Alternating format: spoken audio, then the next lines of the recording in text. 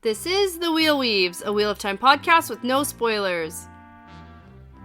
Hey everyone, I'm your host Dani, and I'm the first-time reader going through this series chapter by chapter. As always, there's no spoilers past the chapter we're covering, and that means it's totally safe for first-time readers.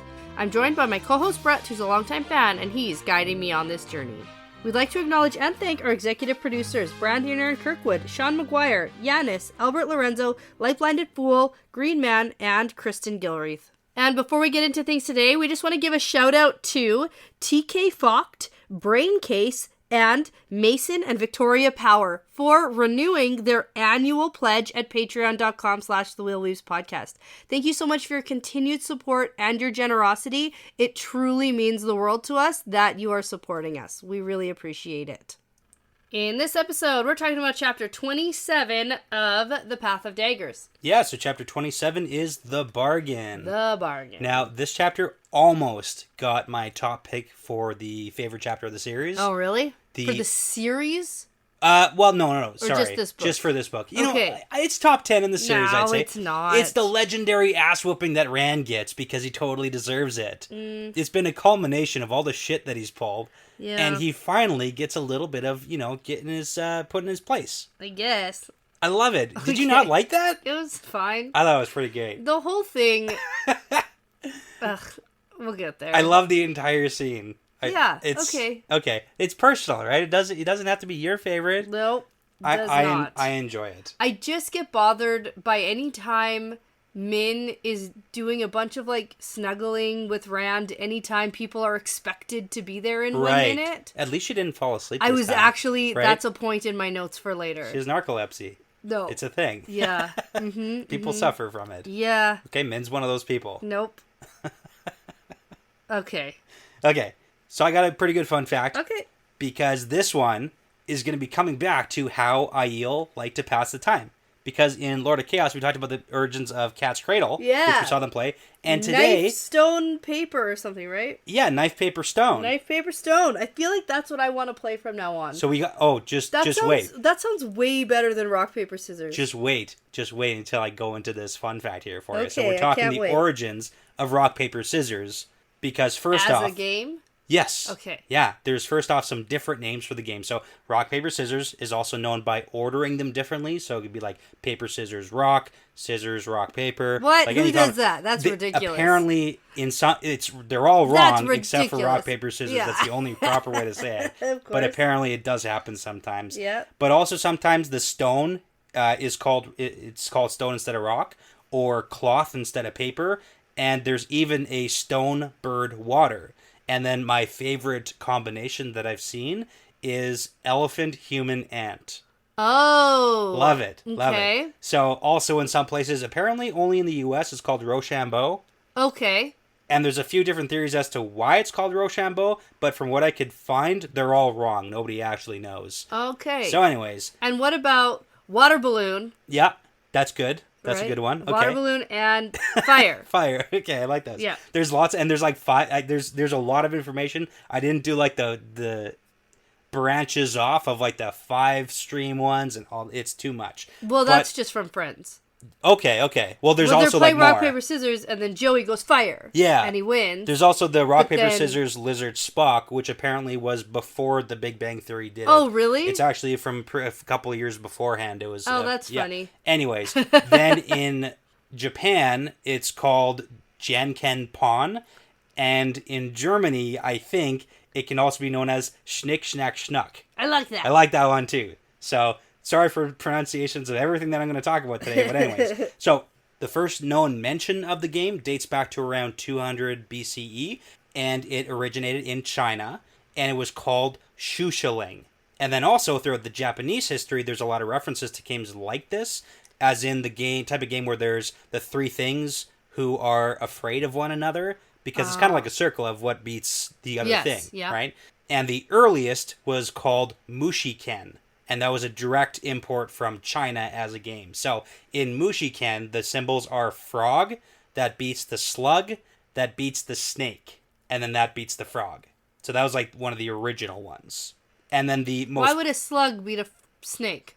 I don't know. I didn't make the rules. Okay. But that's just what it was. Okay. So the most popular version was Kitsune Ken, and that's where the symbols are for the Kitsune, which is a supernatural fox that beats the village head, that beats the hunter, and then the hunter beats the supernatural fox. And in that game, you need both hands. So there are versions of it where you need both hands to play, not just one-handed. Whoa. Now, I do have some bad news, because this isn't just a game of complete chance. There's a lot of strategy involved. Yes. And there's meta strategies. There's like 6 main meta strategies to actually winning. Oh, we're not going to talk about that We're now. not. Okay. But the bad news is that back in 2012, researchers at the University of Tokyo, they created a robot hand that can play rock, paper, scissors with a 100% win rate against human opponents. Oh, no. I know. It's bad. So it uses a high-speed camera to recognize what you're going to do within 1 millisecond, and then it makes the right shape. That's just cheating. That's one of the meta strategies, is recognizing what the person is going to do and then beating them with that. So what? Bad news bears. No, okay? that's like using your shoulder in an arm wrestle. Well, you know what? Maybe that's also cheating. a strategy. Nope, cheating. Okay. That robot doesn't count. Now, this concept of rock, paper, scissors, like the 3 things that beat each other, is actually very common in a lot of game designs and mechanics, so that games kind of self-balance themselves. Specifically, Pokemon. Uh-huh. Has the exact same format. So, like grass type is weak to fire, which is weak to water, which is weak to grass. Yeah. So it's like the cycle. So a lot of games actually implement the same style of the 3 things that can beat each other. Sure. And then lastly, there are lots of world professional tournaments of rock, paper, scissors, surprisingly. Not surprisingly, okay. But there was a Guinness record for the largest tournament. Ooh. How many people do you think were involved in the largest tournament for rock, paper, scissors? Now, is this more or less than the biggest witch gathering? Well, do you remember how many people was in the biggest witch gathering? Yeah, it wasn't very many. I don't remember either. It was like a shockingly small amount, like 1,500 or something. Like it wasn't, or less. That's not even. a lot. Okay. No, it wasn't for the amount of people in like a stadium. Does it help that it was in Indianapolis in 2014? Does it help? Yes, that helps. Okay, excellent. Okay, so the world record for the biggest rock, paper, scissors tournament. I'm going to go with 743 people. You're super low on that. Oh, am I? Okay. Yeah, you want one more guess. I'm so bad at guessing. Okay. 16,000. Way too high. Okay. 2,950. Okay. Just under 3,000. Okay. So similar to the witch thing. I guess so. I don't remember, but you know, that's fine. Mm-hmm. Okay. Mm-hmm. Well, there you go. Rock, paper, scissors, stone, whatever. Knife, stone, paper. Knife, paper, I've already stone. Forgotten. Knife, paper, stone. It's knife, paper, stone. Okay. Okay. Well, last time we were here, we got a look into what the heck is happening over at the White Tower. Mm. And we also got a look into what's happening at the Black Tower. Yeah. Okay. Logain's there. Yeah. And doing some stuff. Yeah. They're winning. Yeah. And now, okay, Against here's the thing. Tower. We were talking for a long time last time. Okay. And I made some mental math errors. Oh, okay. That some people have corrected me on. Specifically, one comment on YouTube. So, okay. Here's the thing. Okay. My mental math was right. 9 times 4 is 36. The number of Aes Sedai. The number of Aes Sedai. Right. Or the there's number 50. There's 50. Yeah. So, there's what's-her-face who's leading the charge. Yeah, Toveen. Or whatever. And 4 others. Right, so that's 5. So that makes 5, not 4. And they're meeting 9 others, including her group, which is 10 and not 9. Told me to do the mental math. 5 times 10. That's 50. Yeah, 50. No, that one we got. That one you know we what? got. I also didn't like in the spot. Like I knew there was 50, but I wasn't. I was like, oh your no, math. oh no, So. These are hard numbers. So that's a correction for me. Okay. Also, Rand has just used Kalendor while fighting the Shanshin. Mm-hmm. And then he got really tired and said, I guess I'll go home now. Nice. Good reference. Yes. Uh-huh. I think Forrest Gump killed a few less people. Yeah. Yeah. I'm pretty tired. I think I'll go now. Oh my god. Oh. Okay. Okay.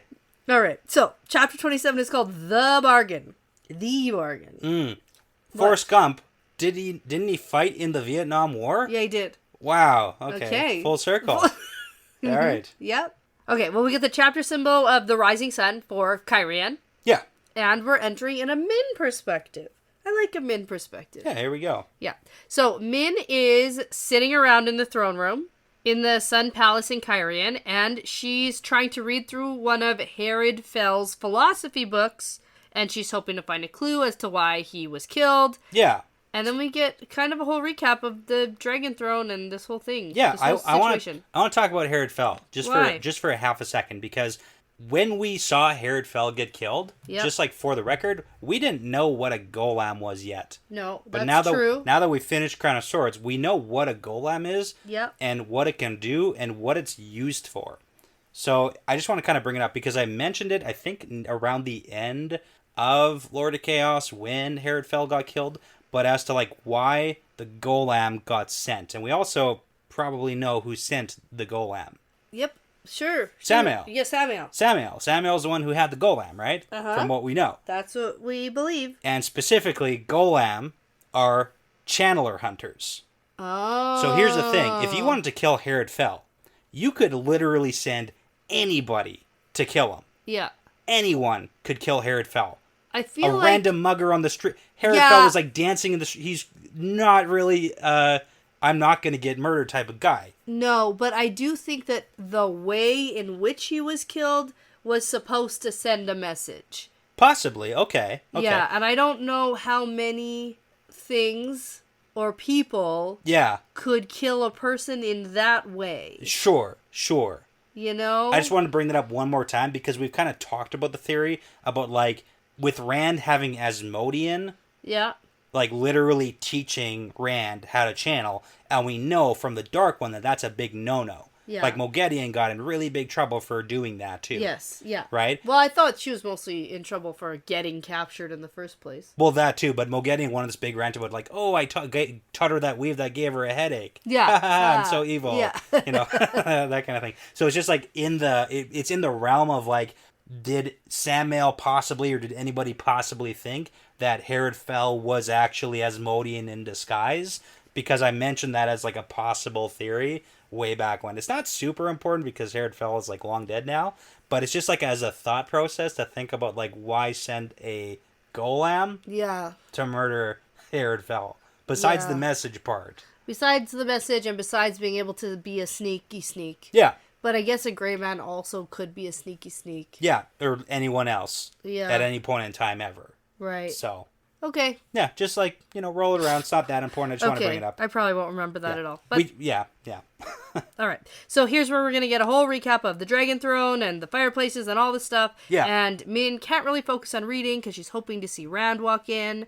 And she's also hoping not to see Cerelia or Cadswain. Yeah, there's some issues there. Yeah. And so it turns out Cerelia knows all about her and Rand, like everything, and Cerelia seems to be trying to decide if Min is a suitable lover for Rand, or maybe the other way around. Plus, she's trying to figure out everything she can about Rand. Yeah, Cerelia was the one who was like trying to fix Egwene up with a man too. Yes. So that's kind of like what she does too. That's part of her. That's true. And Avienda. Yeah, that's her shtick. That's her thing. Yeah. Okay. So also we get a bit of a recap on the Cadswain situation, and it's a bit different with Min, because she doesn't really seem to care about Min and Rand being together. Yeah. But she just sort of pops up all sorts of places and wanders around wherever she wants to, and Min knows that sooner or later Rand is going to have to face her again. Yeah, sooner than later. Yeah. And we get that, so that goes well. Okay. So now the door opens and Rand does stroll in. All right, here we go. And I also have a bit of a hit to take on my predictions. Okay.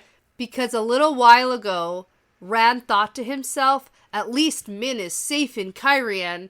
And I said, ooh, what if she's not? What if this is an Elaine safe in the White Tower situation? Right. And then we speculated a bit about where she could have gone or why she would go or whatever. Yeah. And then you were like, oh yeah, Min's not really the type of girl to like sit around and wait.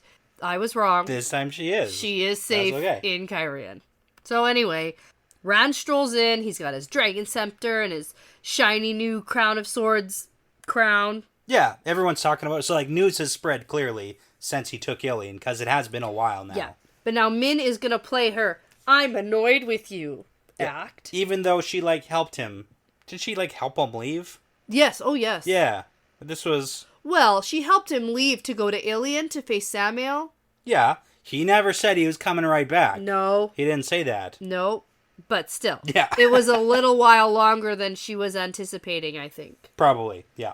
All right, but now we have an interesting note from Min's perspective with Rand standing there and tugging his earlobe and humming while looking at her. And we know for sure that that's a Lews Therin trait. Oh, yes, when he sees beautiful women. Yes. So there we go. Okay, okay.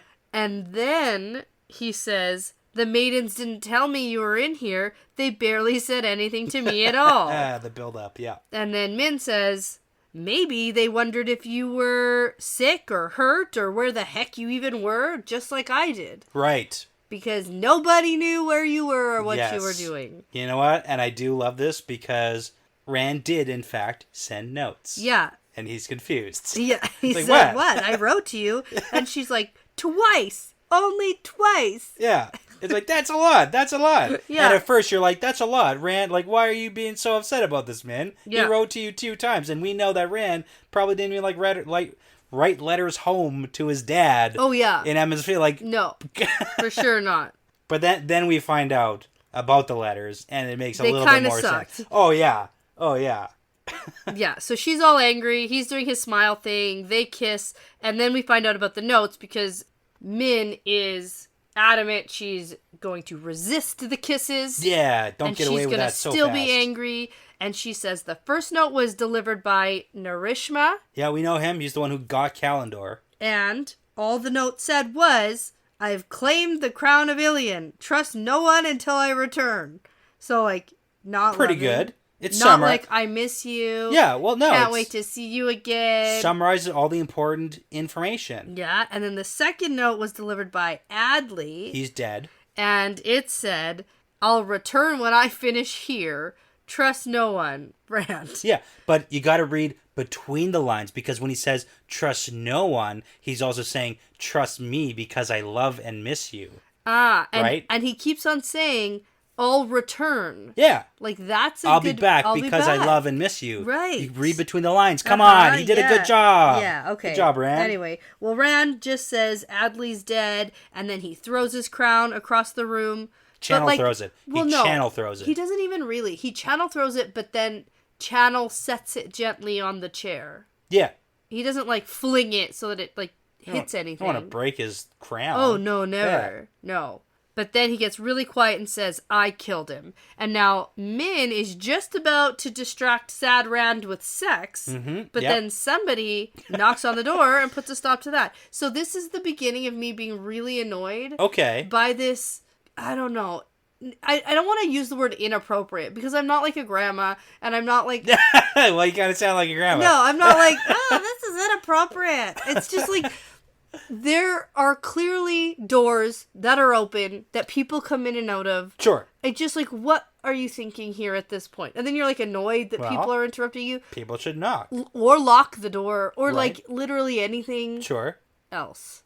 Anyway. Maybe that's part of it. I don't know. Okay. I don't know what they're into. Alright, so it's Dobrain. Okay. Dobrain comes in. It's cool. He asks if everything is good in Tyr and Ilion. And Rand says, yep. And then it's time to get down to business. On, like, what's been going on. Yeah, we gotta, like, actually find out, because Rand has not been in Cairhien for a while. A little while. Yeah. Now, how long precisely? Well, since he left, so he conquered Ilion, then he did his whole, like, Shanshan thing. So, like, a couple weeks? A month?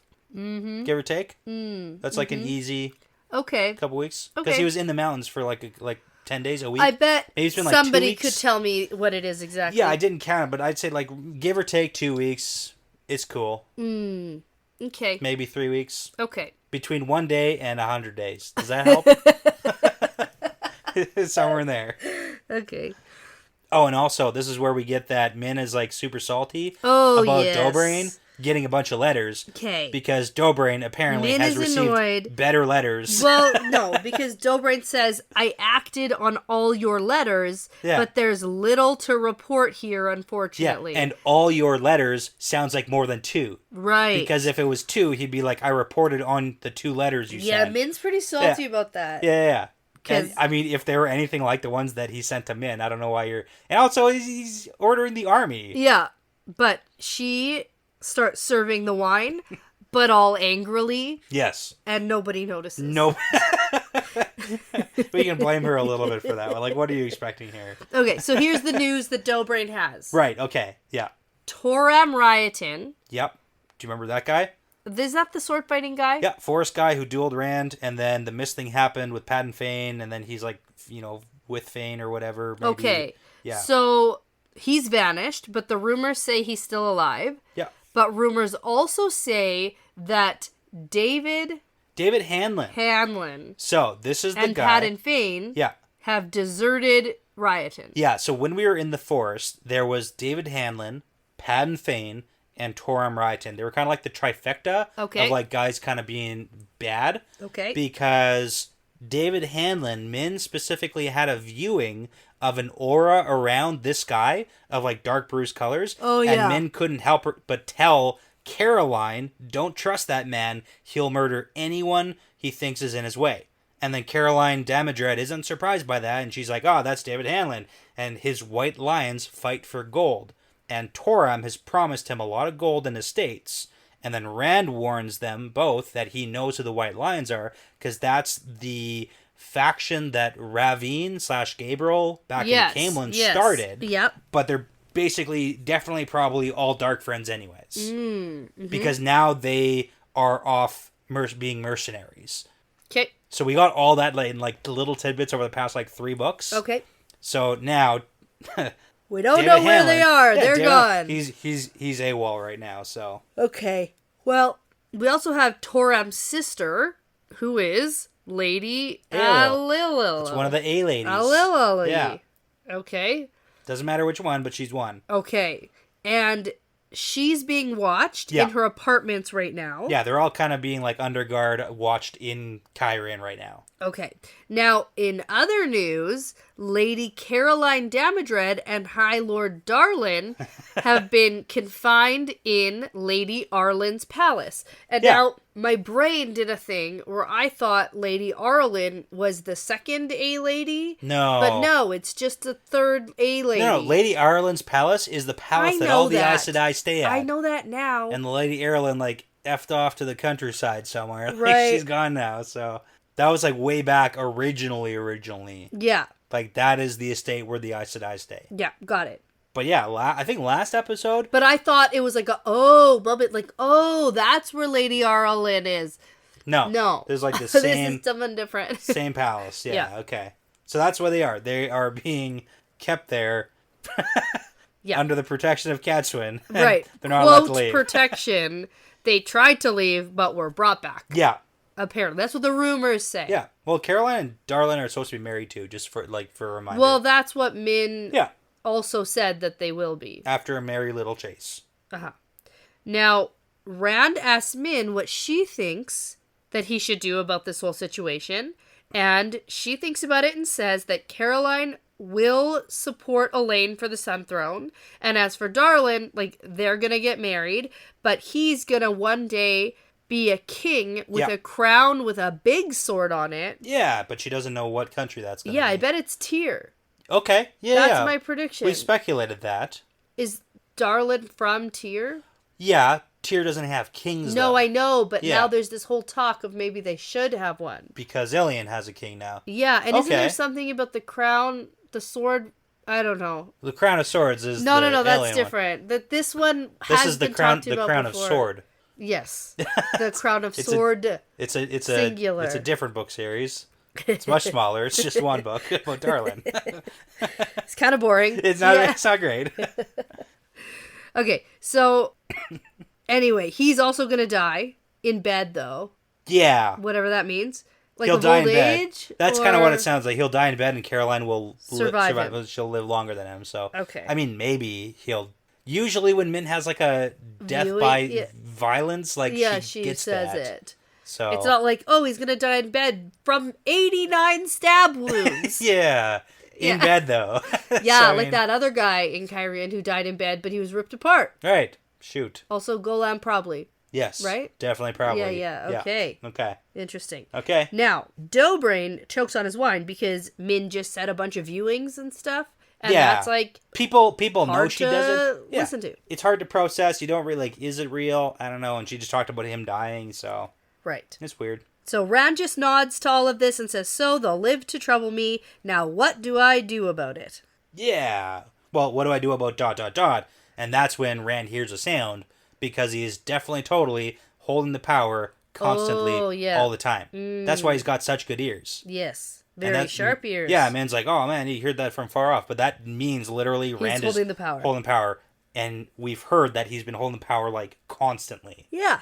Good. That's not a good thing. Yeah, for sure. Bad. I love this. No, we've Danny, no. This is bad. It's bad. We don't want this for him. I know. Okay. Do you know? I don't know. I do. Okay. Okay, so this is Rafaela and Marana. Yeah, they were the ones he left on the boat to negotiate. I remember Marana, who thinks that she's a very skilled negotiator and she sucks at it. And it gets worse. Yeah, Rafaela's a blue. We don't know a ton about her, but she's been around. She's been around for a while. Right. Yeah. And these two are of the 5 Aes Sedai who are for sure in the palm of his hand. Yes. From the viewing. Yes. Okay, so they're here to tell him about what's going on with the sea folk. And Min notices maybe a little bit of hesitation from Rand about Dobrain being here, but then he says that Dobrain can stay. Yeah. And Marana says that they've reached a bargain. The bargain. The bargain. The bargain, capital B. That's what the sea folk call it. Yeah. So, now, the Wave Mistress here, who is speaking on behalf of Nesta, the Queen of the Sea Folk, has promised ships for Rand as he needs them, when and where he needs them, for whatever purpose he needs. Yep. And that's the end of the bargain. That's all we're talking about. Good job, Aes Sedai. You did it. Yeah. Boats whenever you need them. Okay. The end. Okay, see you later. Yeah. Can I tell you, I had to look up a word. I didn't know what it meant at all, and I was so interested. Which word? Okay, so Min thinks that Marana did grow a touch pontifical. Oh my, I just skipped that word. You know what? I did the same thing. There were no wise ones around. No, I just skipped it because I was like, nope. I know. That's what happened to me a lot lately, and I was like, nah, this one I'm going to talk about. I mean, it's condom. Is it a condom? Nope. No. It's condom again. The jolly bag. Oh yeah, I did look up jolly bag. Right. Okay, but specifically, pontifical is somebody characterized by a pompous or superior air of infallibility. Okay. I feel like I was also right. No, you weren't. I mean, like, we could probably figure it out by the whatever, but pontifical, that's a fun word of the day. That's a big one, yeah. Yeah. Use that in the sentence. Nope. Yeah. Like spelling bee style. You know what word I remember from a really long time ago that we learned? Lackadaisical. Oh, yeah, I've known that one for a while. I like that one. That's a fun word. But this one, pontifical. Say it enough that I remember. Brett, quit acting so pontifically. Oh, man, okay. Okay, anyway, so here's the deal. There is something else that Rand has to do to get these ships. Oh, right, yeah, just like one or two things, maybe 3 or 4 things, but like definitely 1 or 2 things. There's definitely 4 things. Okay. So in return, they promise that first, Rand will not change any laws of the sea folk as he has done amongst all the other idiots who live on land. Yeah, I want to talk about this one first because we did see Rand change laws in like all the cities, like Yeliantir. We saw it change in like Carian. Like for the better, right? From what we've seen, it's basically like nobles can't like murder and rape people not nobles. It's like let's change that. Yeah. Don't be terrible. Stop stealing and murdering people. Like he's actually implemented some pretty good rules. Yeah, and he's like, oh, you have too much grain and they don't have any.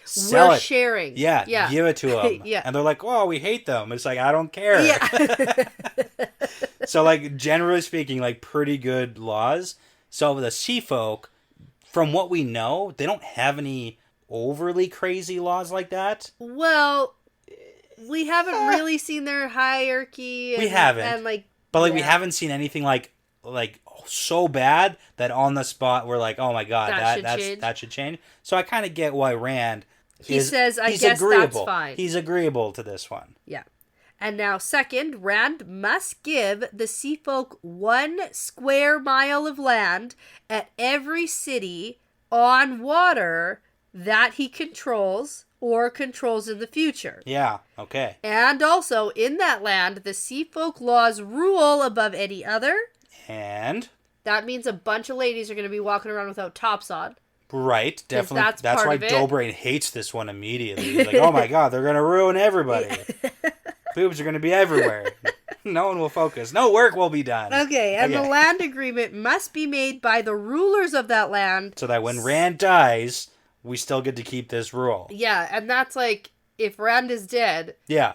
Do you think that's good news for this world, or...? Well, I mean, hypothetically, he's supposed to, like, die at the last battle, and they want this agreement to extend past the last battle, so they have land afterwards, because if it's made with the Dragon Reborn, and the Dragon Reborn dies, it would be really easy for the rulers to, like, overturn that. But if you make the original one with the rulers, then it's harder. Yeah. But yeah, Dobrain doesn't like the he has a freak out, actually. And he's like, oh my god, they're going to ruin Kyrian within a year. Yeah. And Min silently agrees with that, but then Rand laughs, waves it off, and says, well, they might think so, but they didn't say who chooses the land, and so it doesn't have to be on the water. So we can literally give him a square mile friggin' anywhere.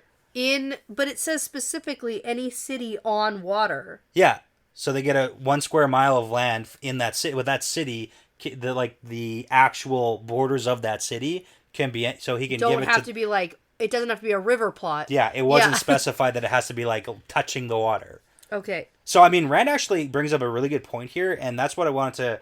Like, Min thinks that in Rand talking about how he can actually twist this bargain to benefit himself here, that he sounds like a king. And then she thinks, like, oh, did he get this from, like, Elaine? Did Elaine teach him that? Which is possible, because they talked. Or is, like, this LTT coming out a little bit? Or is this Rand being smart? Rand getting it? Is Rand better at negotiating than the Grey Aes Sedai? Oh, maybe.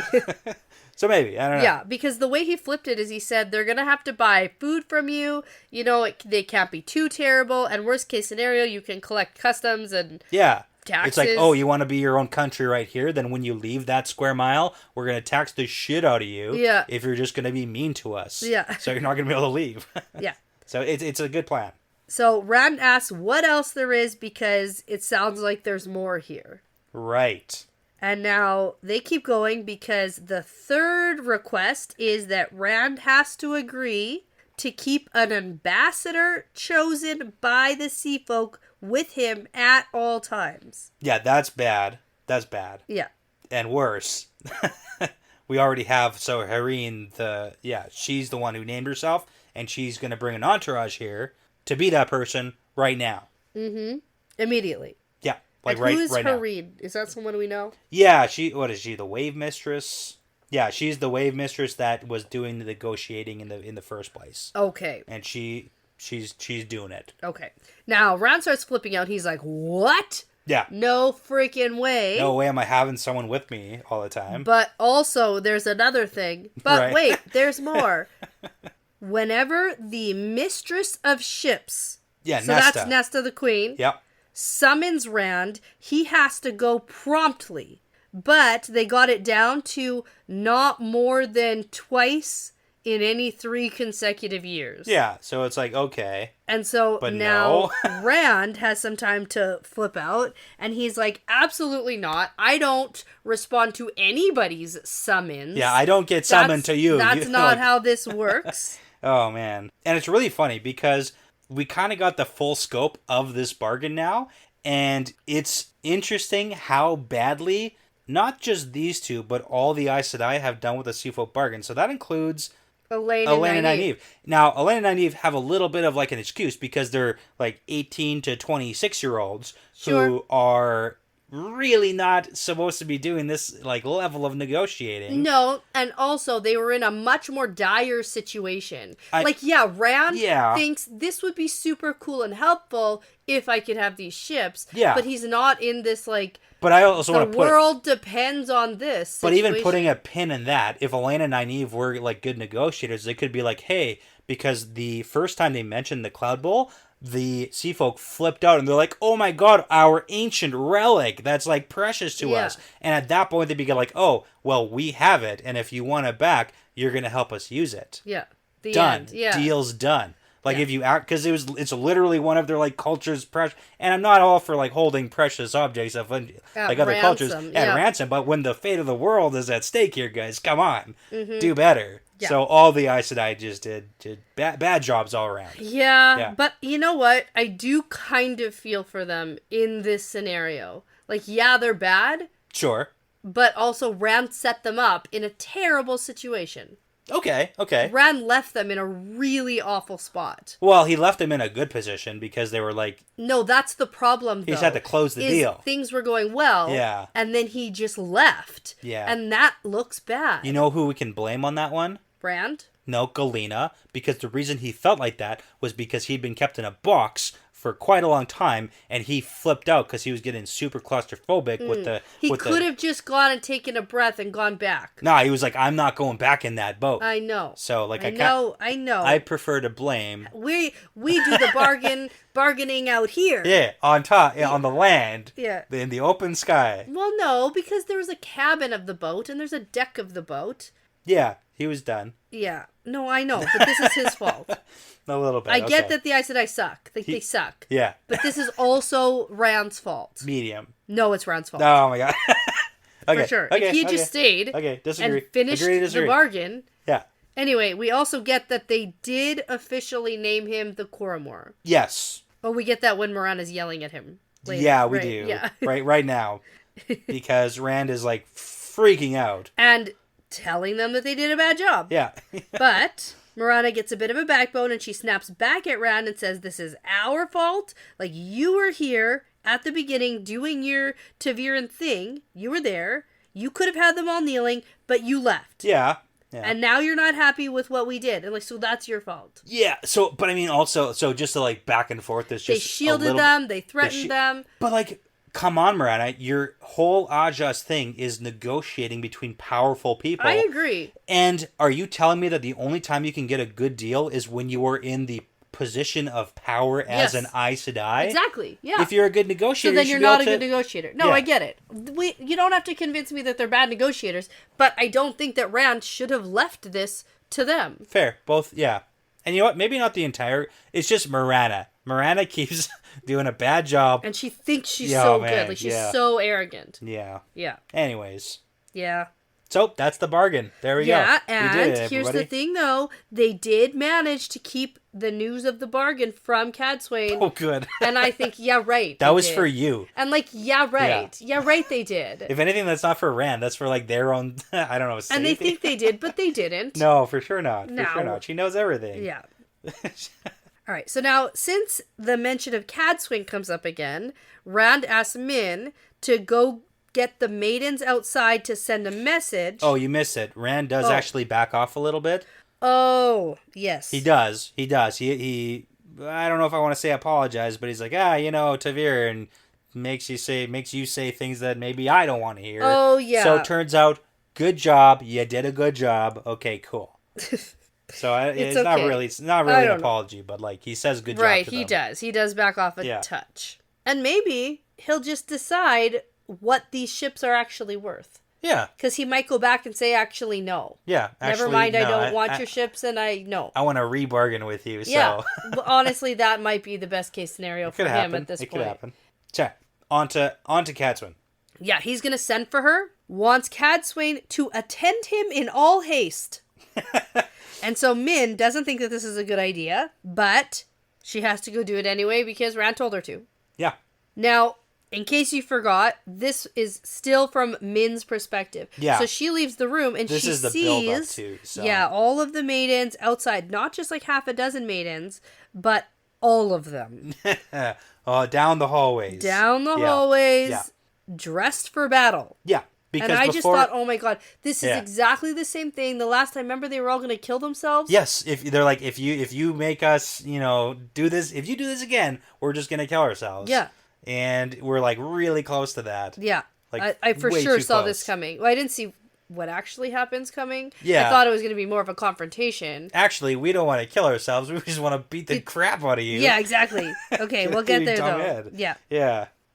So now Min passes the message along, and some of the maidens go, and she thinks that was weird because usually they're nice and joke around with her, but this time no one said anything to her. Yeah.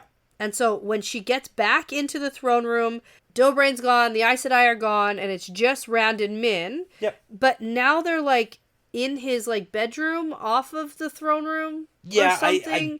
I don't really know what's happening here, and this is where things start going kind of weird for me because he literally just sent for Codswain to come in all haste. Yeah, so I don't really know the layouts of the castles, or but I think palaces. But I think Kyrian's throne room they mentioned is like a little bit smaller than like Camelin's Grand Hall thing, and it seems like there's an apartment off the side of the throne room that is Rand's. I don't know, and I mean, like, that's fine, but why does he need to be getting changed right now?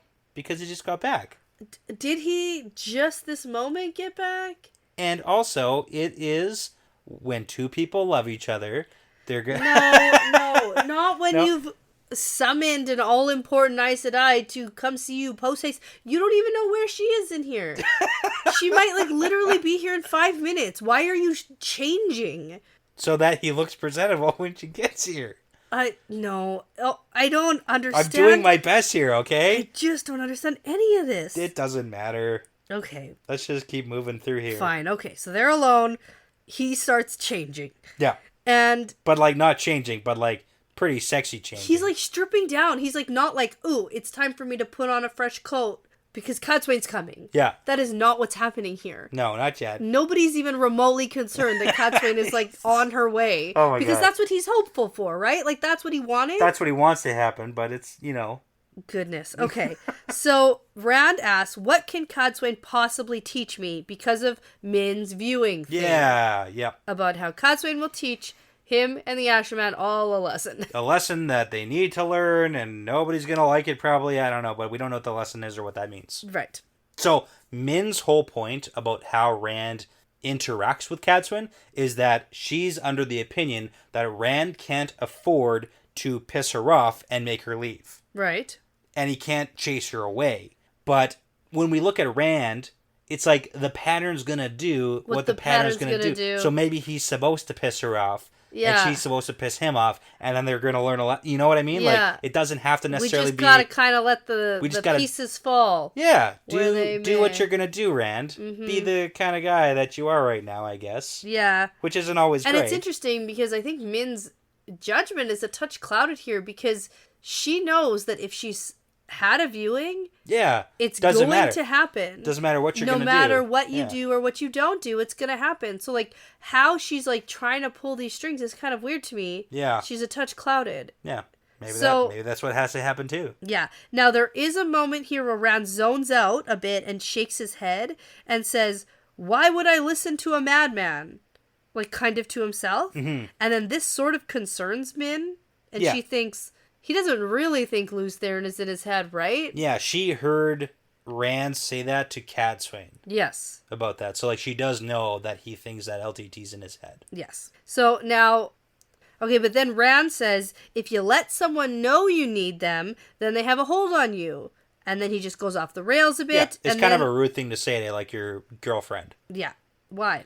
Well, because he's literally saying, if you let someone know you need them, then they're just going to put a leash on you. And... he is trying to say, oh, but not you, Min. Like, I need you. But not for your viewings. It's just because I need you. But he just said if you let someone know you need them, then they're going to try to, like, leash you. Right. So that implies that Min is going to try to leash him. Yeah. But he tries to backtrack clearly out of context. It's not the best thing to say. Okay, whatever. And then he just, like, keeps undressing, and then Min settles in to watch him undress. Very slowly, sexy undressing, because we need the shirt to be halfway over his head.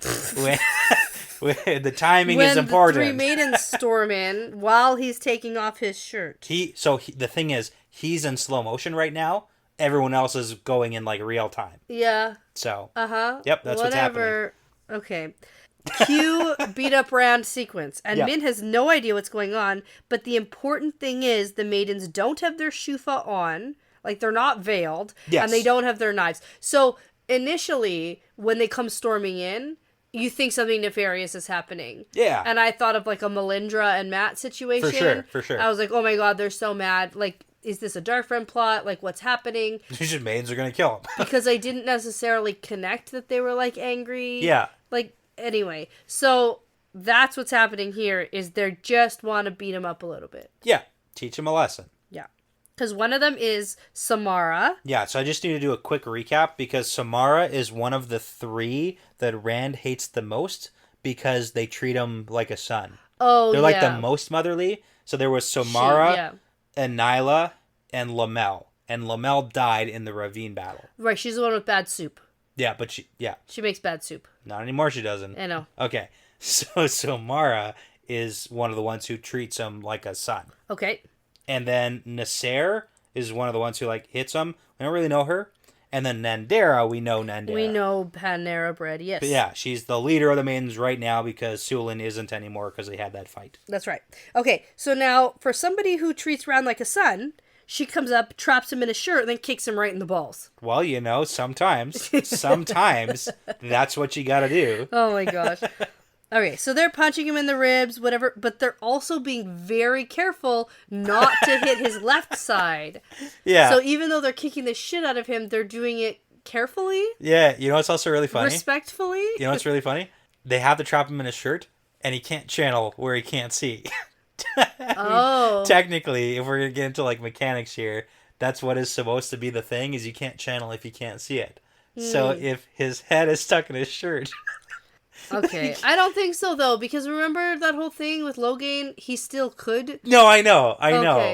It's just like, okay, a funny thing. It's an alright thing. And Rand probably knows he deserves it. Okay, so. but Min starts freaking out, calling for help, and then Nandera takes her down really fast, like kicks her across the room. Basically. And then she just has to like sit there and watch as the three of them beat the shit out of Rand. And in my opinion, they also should have beat the shit out of Min. Yeah, she also helped him escape. She aided. Yeah. She certainly helped him escape and not tell the maidens. Yeah. Absolutely, she should get a little beaten up. Yeah, maybe slightly less then, but, Well, it seems like they're doing it pretty respectfully. It's a respectful beat up. It's just a little bit of hurt. To the point where he's really hurting, but like he can still walk. He's gonna be fine. He's gonna be fine. And then we do get an explanation. Yes. So that really clears things up. One of them says, "We won the right for this, but every maiden wanted to lay her hands on you. I left my clan for you, Rand al'Thor. I will not have you spit on me." Yeah. And then Samara tells him, "This is how we treat a first brother who dishonors us the first time. Next time we'll use straps." There you go. And then Nandera says, "You carry the honor of the maidens. You promised to call us to dance the spears from you, and then you ran into battle and left us behind. You will not do this again." Yes. But here's the thing. I actually, I get this whole thing. I get the whole point. Don't leave them behind, whatever. Except, I was actually glad that none of the Aiel were in this Shanshan battle. Okay. That's what I said last time, remember? I'm glad that none of the Aiel are here, because then I'd be actually concerned if people die. You know what? Even if Rand took, a little bit of an honor... Rand almost got assassinated twice on this stupid Shanshan expedition. He almost died twice. Yeah. Debatably, maybe more times. But, anyways... Even if he took, a dozen maidens. For sure. 6 maidens. For sure. Take They these should, 3. For sure, all of them should be there. Terrible. But yeah. Selfishly, I'm glad none of them were there because I don't want them dying because I like them. That's fair. But that's what Rand thinks too, right? That's the awful part of it. You know what's funny? Because Nandera's here too. We should want them to die for the honor of it. Right. Yes. There we go. Anyways, so Nandera is here beating him up. Yep. And before the alien battle, Rand thought to himself, if I can face Nandera and the maidens after this, then the Saldaean women can put up with what I'm doing right now, too. Yes, I know. Yeah. So, not being put in the fight. I know. So Rand has to go get beat up by the Saldaean woman next. Also. And so does Bashir. Yeah. Yep. Yep. Mm-hmm. That's fair. Yeah. I accept that. Let the women fight when they want to freaking fight, everybody. I accept the terms. My goodness. All right. Okay. So, now... The 3 maidens leave, and Min crawls over to Rand, saying, they must be crazy. What's Ruark gonna do, or Sorelia, when they hear about what's going on? And then Rand's like, no. We're not telling anybody about this. They earn the right to do that. And then Min and Rand take a couple of minutes to just, lie down on the bed cuddling. Yeah. And they're just, lying there when the Aes Sedai shows up, oh, right, you did a thing. Right. And I get you were just beat up and stuff. They're not but still. Yeah. I don't know. Yeah. They're just cuddling because they're too sore and beaten up to do anything else. Yeah. They made sex jokes. About how... No, it's not jokes. It was just that cuddling's just as nice. Sure. Yeah. There's a joke. It's funny. Haha. Oh my god. Okay. Anyways, at least it's not Catswin that shows up. Is that a good thing? I don't know. I don't know. Anyways. This is all stupid. I don't... the Min and Rand interactions... Yeah. It just... I don't know why it bothers me so much. Yeah, I think you're a little bit jealous that they have such a good relationship. dumb. Yep. There you go. Okay. So Okay. Daigian. So they're cuddling in bed. Yeah. Daigian shows up. Daigian. Yeah, so we know her. So she's one of Katswin's sidekicks who's like the weakest in the power. Yeah, so but she's at she bottom of the listens hierarchy. all the time. Yeah, Katswin definitely uses that to her advantage. To like use her to get into places, to find stuff out. Okay. She says, oh, if I'm interrupting, I guess I can come back later. And then Rand's like, haven't you ever heard of knocking? Because also you should knock. Sure. But she tells them that she's here to pass a message from Cadsuane that she can't come right now because she's really, really busy. Yeah, she's making a pair of oven mitts or something. Yeah, she has some needlepoint to do. Yeah. Super busy. She really wants to finish this needlepoint piece she's working on. So, maybe she can come another day. Like, maybe. If she's not too busy. Maybe. She's really busy. She's so busy. Yeah. And then Rand doesn't take this very well at all. And then Daigian says, well, I'll leave you to whatever you were doing. And then walks out of the room. And then Rand shouts after her that Cadsuane can go to the pit of doom and rot. It's like, good job, man. You played that real well. And that's you did a good job there. the end of this perspective. Yeah, and it's funny because like they're in Kyrian and it's like you're supposed to be playing Game of Houses all the time. And he's just like, F you, go to hell. It's like, that's not how you play, Rand. Like a little bit subtle at all. He's just like flipping people off here. Well, he's crazy. Yeah, I mean, okay. You're going to tell me he's not crazy? I'm not going to not tell you that, but like, he could have handled that better. No, he's so crazy. He just got beat up. Sure. But like your entire plan. He just got beat up by his mother figure. He had two plans today. One was to get Cadsuane to come to him, and then the other one is to go to her with this awesome plan. And neither of these plans works out very well for him. No. This is not a day for planning for Rand. Just sleep on it, man. Just like, take a nap. Just take a rest. This is the problem with Rand. He's never eating, and he's never sleeping. He's a warder, though, so he doesn't need to as much. Yeah, but he still could have a banana. Yeah. Granola bar. With chocolate chips. There you go. Yep. Same situation. This is the same thing. Just relax. Yeah. Okay. Let's take a quick break. Sure, yeah. And then we'll come on back to jump into the next perspective. Sounds good. Okay, so we're going to jump into our perspective with Rand. And he's getting dressed carefully because he just got beat up. Right, yes. So we're in the next moments, basically. And we learn that he sent Min with a message for the maidens to deliver. And he thinks, well, at least they would still do that. Yeah, of the few things that they're doing. Because they're still not happy. Like, yeah, they beat him up, but we're not totally good yet. We're not in the clear yet. No. So Min is in the middle of telling him that his plan is crazy. But if he insists on doing it, then she's going to come too. Yeah. And Rand says, nope, no you're not, you're staying here. It's part of the plan. It's a good plan. It's the best plan. I don't know. I don't even know if he knows what his plan is. His plan is to, like, do things with the power and intimidate her. Ooh. Nope. Okay. So there's 6 maidens in the hall waiting for him. They're definitely giving him the cold shoulder, but they're here at least. And there are Ashaman waiting too. And so Rand orders Narishma to stand guard the door. And then, there are some things about Narishma that he thinks specifically about I'm sure I gave him all the... He's totally sure, right? I'm sure you got all the information about getting Kalendor without dying. Yeah, he totally didn't accidentally almost kill, or unintentionally almost kill Narishma. Like, who's to say if he or LTT is in charge of his brain? Well, here's the thing. Lutheran is in his brain right now, muttering about killing everybody except for Narishma. Okay. Did you read that? No, but you're keeping track of that. Did you read it that way? Yeah, you're kind of keeping track of, like, who he wants to kill, I guess. I think so. That's the way I read it. Yeah, so we got Deshiva, Flynn, Moore, Hopwell. So, are you suspicious of everybody except for Narishma? I don't know. Because that was also part of your whole... LTT's a super genius who can read minds and knows who's evil and who's not. Yeah. Yes, LTT. Anyway, that's what I picked up. Taking advice from him. Yeah. So, now anyway, Narishma's guarding the door... because he doesn't think that the maidens would hurt Min, but he's not taking any chances. Yeah. And now that's crazy. That seems crazy to me, that he thinks that the maidens are going to go in and hurt Min. He doesn't think it. He's just being careful. Overly prepared. Yeah, who knows? Okay, so Rand says, show me where to find Cadsuane, and off they go. And then we get a whole description of everyone recognizing Rand as they walk through the palace. And then finally we get to the destination.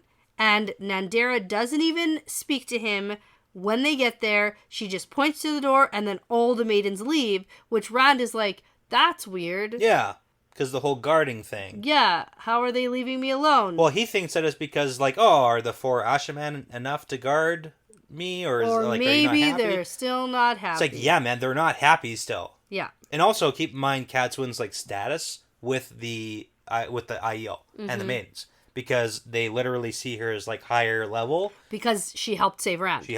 So she kind of does have that, like, and we got from Cadsuan's perspective where she was like letting a lot of those rumors like escalate. Yes. She wasn't correcting them because she's cool with that. Yeah, exactly. Now we also get that Rand had given all these Ashaman orders, yes, and told them the plan of what's to happen, and even though they didn't really agree or didn't like it, they're going along with it.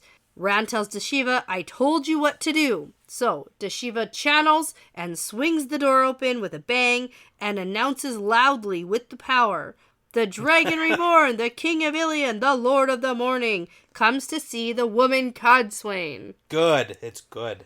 Good opening, guys. And Rand steps in and says, I sent for you, Codswain. Yeah. And she's just sitting there at her table with her embroidery needlepoint stuff. She's working on that piece. That's really important. Yep. Yeah. Mm-hmm. And Lews Therin immediately gives a wail and flees. Ah, good, because he's afraid of her. Yeah, because that's when he left for a good while the last time, was when Codswain was there. Yeah, he did. Yelling at Rand about going crazy and hearing voices. Well, so also we get like another note that he notices her bun and the fish and birds and stars and moons jewelry is all like in the same place in her hair and stuff. Yeah. So we kind of like speculated on like what's going on with that jewelry last time. Yeah. With her. The Terangriel. Yeah. That can sense channeling or something like that. Well, yeah. So we kind of picked up on that from when she was meeting with Alana the last time, that maybe there's one that like senses channeling, but we don't know the specs of everything that's happening on. Yeah.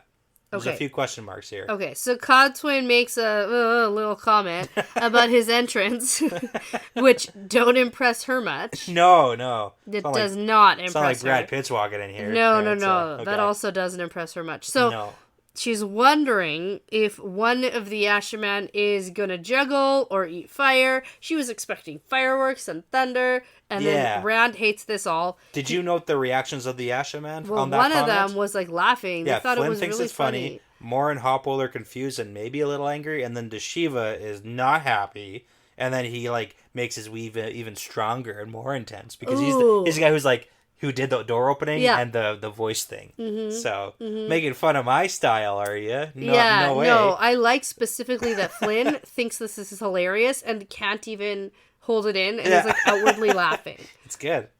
Yeah. So Rand dismisses the Ashaman, which was apparently not part of the original plan, but they leave anyway. Because Rand is recognizing that this isn't good. Change the plan. She wasn't impressed with her grand entrance. Shoot. It's like, she's not scared of you. No. And I don't want you all to see her take me down 8 pigs. Right. That will be embarrassing. Right. Okay.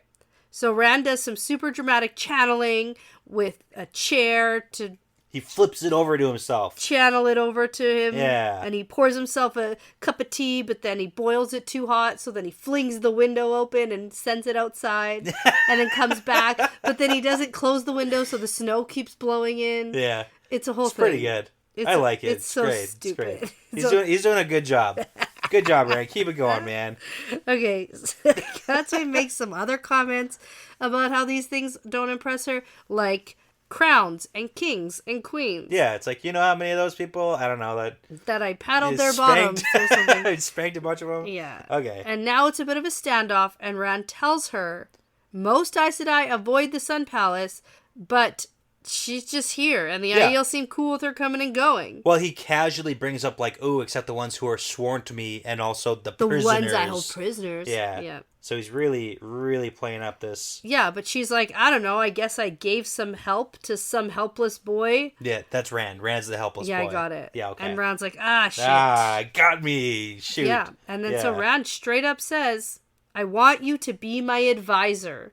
And I was like, this is your plan, Rand? Because he's supposed to learn something. Mm-hmm. And so the sooner he can learn it, then he can just be rid of her. Yeah. Because that's how these viewings work. And, like, do we think that this lesson that she needs to teach him is, like, a legit, like, lesson? Lecture? Or is it, like, a metaphorical lesson? It's a for sure metaphorical lesson. Like, he learned a lesson from the Aes Sedai not to trust them. Right. And not be too arrogant around them because they're going to shove you in a box. Sure. That's a lesson he learned. Yeah. Okay. I just want to, like, clarify if he's on the right track now. No, wrong. Okay. Wrong track. But I think that his idea right now is to keep her closer to him. Yeah. I don't know. I kind of want to get, like, the general vibe. Do you like that this seems to... No, I don't really like this is going to be happening, too. I don't really like Cadsuane. I don't actually get good vibes from this. Okay. I don't really like it. Yeah, and we're not actually left on, like, a definitive she's going to be his advisor note. Yeah, I think we are. Are we? Okay. Yeah. Okay, that's fair. That's fair. Maybe, now that I'm thinking about it, we're left on the same as, like, that Black Aja lady. It's like, it wasn't for in the tower that they, like, trapped her into, like, making... Oh, that was a for sure thing, too. We didn't technically see it. Like, we're pretty sure. With Robert Jordan, we get a lot of things that are just implied. Well, you know. We get some stuff that's not, but some stuff is. So maybe at this point, I should like Cadsuane a bit more. No. It's an interesting storyline, to say the least. Mm-hmm. It is. Okay. Anyways. She says, no. Can't someone else do it? I don't want to. Yeah, that sounds terrible. That sounds terrible. That sounds like a lot of standing by your side, and then you won't even listen to me anyway. Yeah, and she does suggest Alana, which is also super sus. Yeah. Because Rand's like, oh my god, does she know about the bond? And it's like, of course. Yes, she does know about the bond. Yeah. And so now, Rand is in bargaining mode, and we realize Rand also sucks at bargaining. Well, right now. Yeah. This wasn't part of the plan. Uh-huh. Oh, man. Okay. What if you didn't have to swear any oaths? And Cadsuane says, yeah, that might work. And then tells him that she can make him a few promises to maybe put his mind at ease. Right. She expects him to listen, and she won't make him do what she wants. She doesn't tolerate anyone lying to her, but she doesn't expect him to tell her everything. And last, whatever she does will be for his own good, not hers or the tower's. Yeah. So it sounds like they're coming to, like, a compromise. It's reasonable so far? Yeah. Okay. Mm-hmm. Yeah.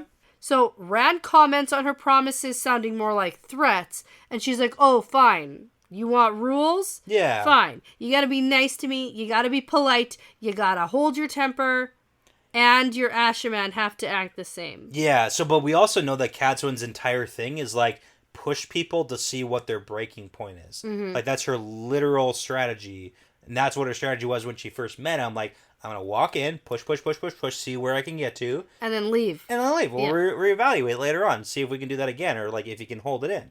Because also, in Cadsuane's mind, he is crazy. Yeah. Which, like... He is. He is crazy. But also... I tell you, he should have had a nap. How many times are you going to legit poke the angry bear? Well, and this is what she wanted. She wanted it in her arena. Yeah. This is exactly what when she got the message that Rand wants to see her, she said no, expecting Rand to come storming in here like this. The part of the problem, though, is that we know how things went with Moraine treating Rand kind of the same way. Yeah. It didn't get her very far. No, it didn't. And then once Moraine figured out, like, oh, just like Saidar, gotta go with it, go with the flow a little bit, then you can guide him. Well, and that's kind of what Cadsuane is doing here, where she is sort of being like... It's a little bit, yeah. Okay, you want me to be your advisor? Well, here's the back and forth you're expecting. Yeah.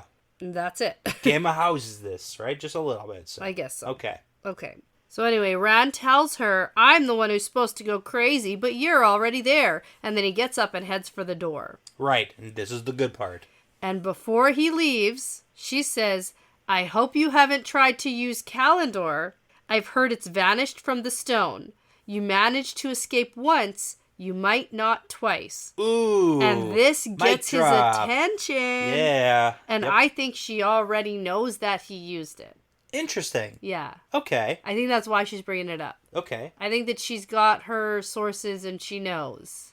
We don't actually even know how sources? Long. I don't know, but she's Cadsuane. So yeah, that's true. I believe that she knows of things. Okay. Now, how or why or when, I don't know. Okay. We don't even know how long ago this was. right? Is it like immediately like that happened this morning and he's walking in this afternoon? That's the point. Like, or did he go back to Ilion? Like, but here's the thing. Maybe she doesn't know that he has used it twice, but it's Cadsuin, and if she's heard that it's vanished, why else would Kalendor vanish from the stone if not for Rand to take it and use it? Yeah. Because I it think is that she knows. Okay. She either knows or she speculates that he has. Yeah, and that's her. I'm more on board with the second part of that, the speculation. Well, she clearly knows how to get his attention. Yeah. Anyway. She knows how to travel now, too. Yes. Well, she knows the weaves for how to do it, but we haven't seen her actually try it out yet. Okay. Just open up a little window and look. Yeah. Yes. There we go. Okay. So Rand asks her, what do you mean by escape? And Cadsuin says, super casually, actually. Like way too casually. That, there's lots of surprising information in that White Tower library. She read about it when she heard that he might be born again. Yeah, she's just like milking this a lot. Yeah, and then she's like dragging it out. Rand is getting impatient, and she calls him out on the new rule of being polite. Yeah, it's like you're telling the longest version of this very important story, Cadsuin. Yeah. Like, and come on. Finally, she tells him Kalendor is flawed. It lacks the buffer that makes other Sa'angreal safe to use. And apparently it magnifies the taint, inducing wildness of the mind. Okay, pause on that note because that explains... So here's the big thing we gotta kind of think about. Medium maybe explains. Well, it explains some things for sure.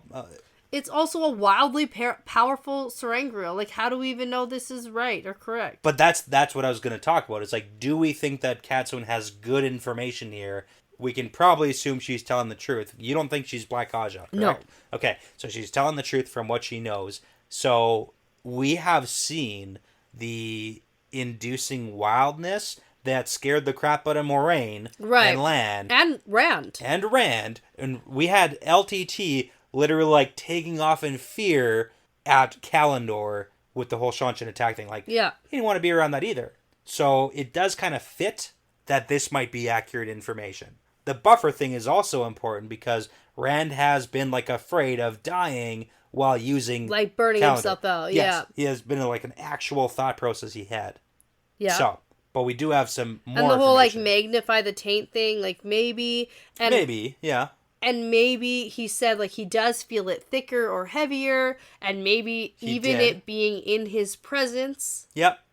I don't know. I don't know how any of these work. It kind of works. It kind of fits with what we've seen so far. Because then I started thinking, well, from the moment he got it, at what point did we see him dizzy from holding the power? Like, that sort of thing. Mm-hmm.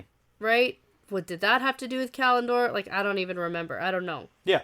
So there's more to it, though. Yes, because apparently there is a safe way to use Kalendor without the risk of killing yourself or trying to do something absolutely crazy. Like reviving a little dead girl. Right. Okay. Or trying to just, like, destroy all the Shanshan in the world in one go. Yeah. Yep. And that is to be linked with two women, and one of them is guiding the flows. Yeah.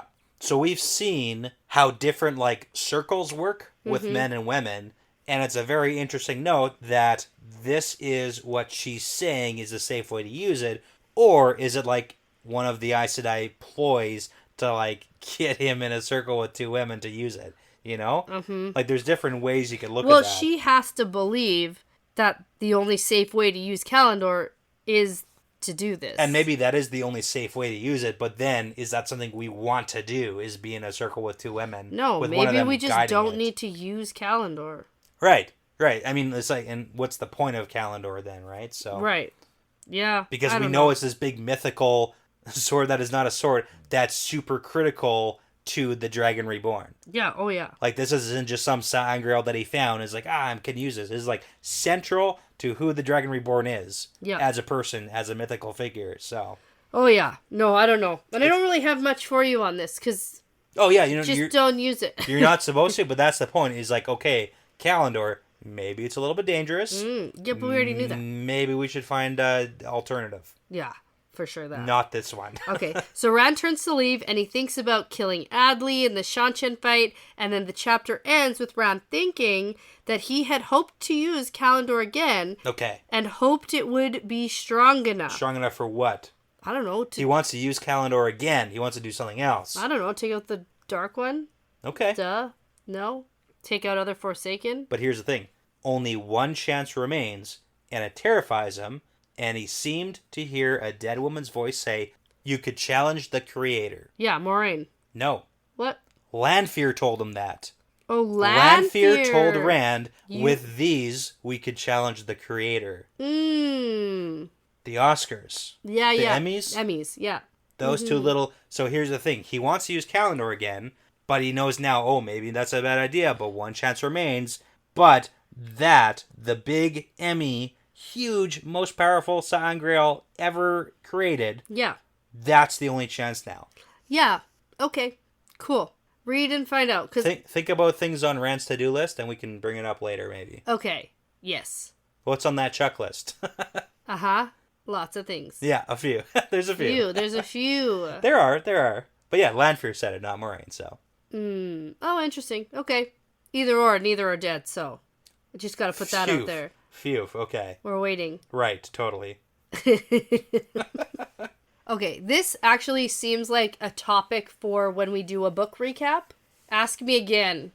Okay. When I have more time to think about it. Like what's the plan? Yeah, what's happening with this? Okay. And I'll have some speculations for you. It's one of those things. And predictions going forward once the book is done. I actually have I need a prediction from you. Well, my prediction is I don't think we're gonna get anything. No, not about this. Oh. Because we've got chapter 28. Yeah. Chapter 29. Yeah. And then 30-31. Yeah. And we're done the book. Yeah, that's crazy. We got 3 episodes left, 4 chapters. Yeah. Are we seeing Matt this book? No. Are you throwing in the towel on this one? Yeah. He's alive, but I think that we're just getting it later. Okay. Yeah. Like later as in not this book? Yeah. Okay. Yeah. Okay. All right. There's just too many other things. Not even like a little smidge at the end? I would love it, but...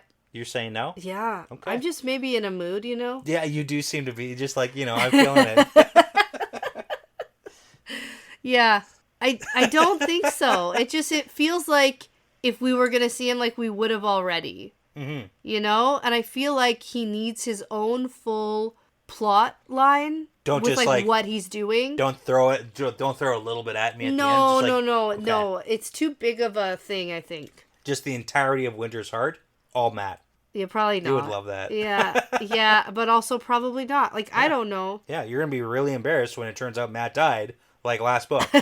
You're going to hate it. It's clear he didn't. It's so clear he didn't. But okay. All right. Here we are. I'm excited to read and find out what's going on. Do you want the chapter title? No, I read it. It's weird. Crimson Thorn. Yeah, I did see that, Yeah, it's not going to be helpful. No, it's not at all. This one I looked at and was like, what's that? Well, if you knew anything about Crimson Thorn. I don't. Yeah. So, all right. Actually. Yeah, that tells me everything that's going to happen next chapter. Okay, well, before you go and get yourself beaten up by your mother/sisters, I'm going to say that this is part of the pattern now. Yeah, it's part of the pattern.